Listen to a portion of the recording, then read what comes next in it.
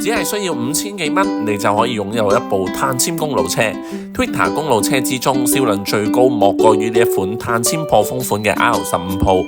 佢係前叉後叉，車架座管做得比較幼身，望落去 slim 啲，車重自然輕啲。佢有多種顏色可以選擇，仲有一種顏色咧啱你口味。佢提供俾買家嘅選擇彈性咧係極大嘅。想平啲，你可以買鋁合金輪組，唔差1000幾百，你可以選擇輕啲嘅碳纖輪組。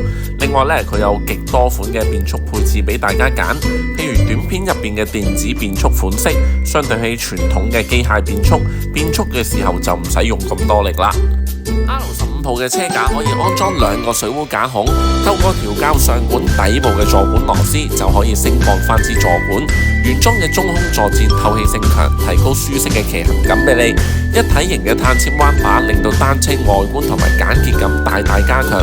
你仲可以同我哋買馬錶架、前後燈、尾袋或者換把布帶嘅顏色等等。